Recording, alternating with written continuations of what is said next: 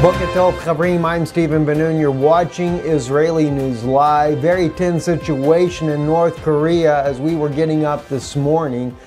Seeing here on RT News that North Korea has a failed missile, a Scud, a new type of Scud. That Scud happens to be, according to what Fox News is reporting, a KN-17. It's a new type of Scud, U.S. officials tell Fox. It's the one that we've seen there in the parade. Russia also calling it the KN-17. But what we are reporting is that, was it a failed attempt, or did Russia actually shoot this Scud missile out of the sky? Gonna blow you away what I'm about to share with you right here, but we already see RT says North Korea ballistic missile fails minutes after launch. South Korean and U.S. militaries are stating this. Pyongyang has test-fired a ballistic missile that appears to have exploded within minutes after launch and never actually left North Korean airspace, according to the U.S. Pacific Command and South Korean Joint Chiefs of Staff. Now, you have to ask yourself the question, is that what happened, or did Russia actually shoot this missile out of the sky? You might think that's a bit a far-fetched situation, but maybe Russia is actually playing a good neighbor a bit more than what people think. As we've stated to you before, Russia and China both have sent their militaries down to the border there with Russia.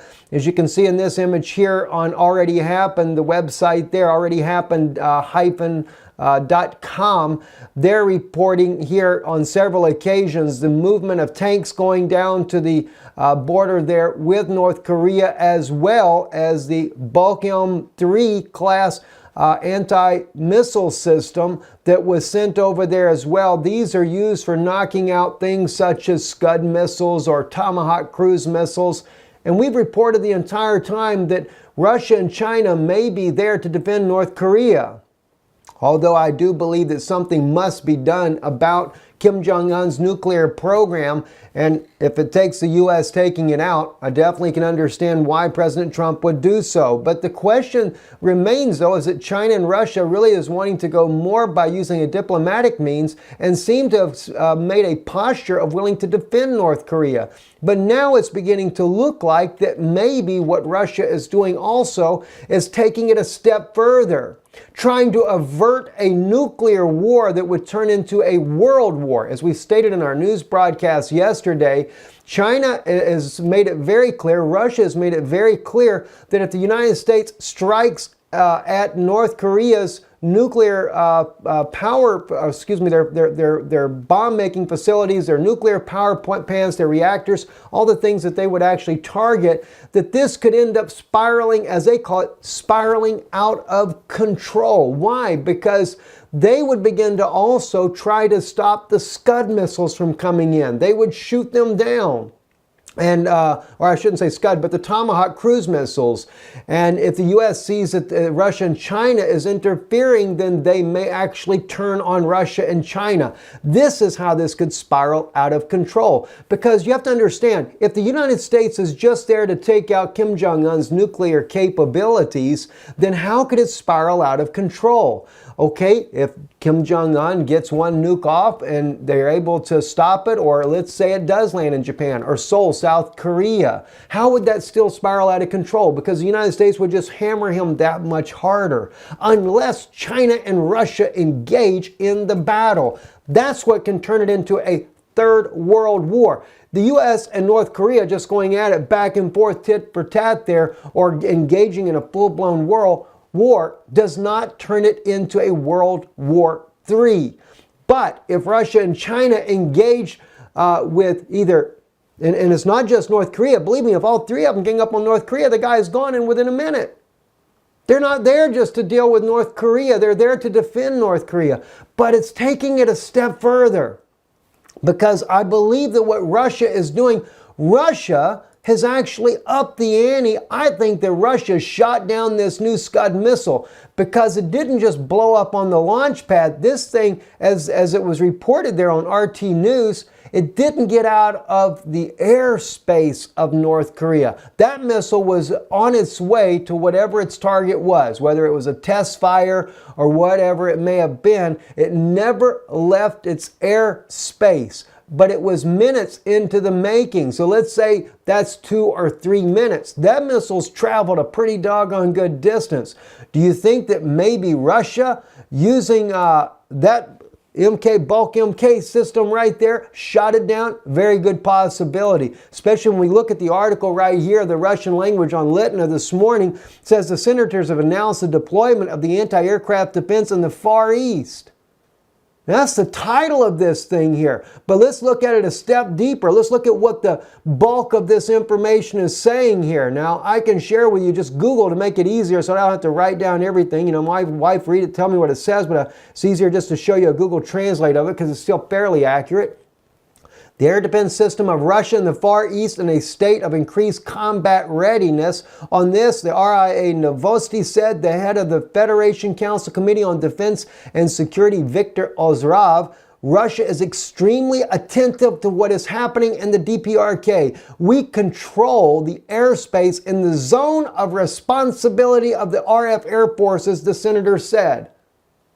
Are you serious? Do you realize what he's saying? I mean, it's like a Paul Begley moment. What? I mean, come on. I'm being a little facetious here, friends, but the senator is saying that we control that airspace. Russia shot that Scud missile down. And why did Russia do it? You know, so many people, they want to throw Russia under the bus and say Russia's the bad guy. I think that Russia is trying to do America a favor and the world a favor. They're trying to avert a nuclear war of the entire world. Russia, no doubt, has shot down the Scud missile of North Korea so that the United States does not engage. Watch what else he says. According to him, the Russian military are doing everything in their power to prevent accidental missiles from entering the territory in the event of an extraordinary situation. Oh my gosh, do you understand? You know, this is not just the territory of Russia. Anyone's territory is what he is saying. He goes on.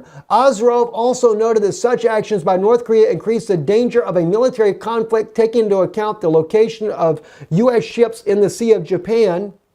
At the same time, a member of the Federation Council expressed the hope that President of the United States, Donald Trump, will not celebrate the 100 days of his term as president by a blow on the DPRK. On Friday, April 28th, a North Korean ballistic missile was launched, which, according to sources, is related to the medium-range missile class KN-17. The test, according to the preliminary data, was unsuccessful. Why? Well, as he stated to you already, we control that airspace. See? Russia is extremely attentive to what is happening in the DPRK. We control the airspace in the zone of responsibility of the Russian forces. Air Force controls, the senator says. RF is for the Russian forces. The RAF, actually. All right. According to him, the Russian military are doing everything in their power to prevent accidental missiles from entering the territory in the event of an extraordinary situation. Now, he's implying coming into Russia, but if he tells you they're controlling the airspace, that tells me there is a great chance. And again, it is a conjecture here. It's not saying with absolute certainty, but from what the senator is saying here, Senator Ozrov, it appears to be that Russia may have very well taken out that system. And on top of it, Russia is not playing around. Russia moving their S-300, S-400 system in because they see that North Korea is, pardon the expression, but hell-bent on firing out these missiles and starting a war with the United States. And so they've also got to protect mainland Russia. They're controlling the airspace, but if it gets out of control, they got to make sure, because if they go to if it shifts from being a good neighbor and trying to avert World War III, then they got to take into account that the next thing that's going to happen is the U.S. is going to retaliate. Russia is going to have to defend themselves as well as North Korea because, you know, I shouldn't really say defend themselves from the United States. I don't think the United States is looking to start a war with Russia in that regards there. But you have to keep in mind, if the United States sees that Russia is going to start shooting down their missiles, then yes, they're going to have to defend themselves as well, because it will turn into a bigger war. without a doubt. And by the way, the F-35s, they have made their debut in Eastern Europe. They are on Russia's doorstep. The stealth fighters that are there, powerful machines there. It is the latest of technology that has been put on Russia's doorstep. Do not think that the United States is not ready and prepared, that they may be dealing with Russia at the same time. More U.S. forces are being deployed to Afghanistan as well. Another concerning situation, no doubt.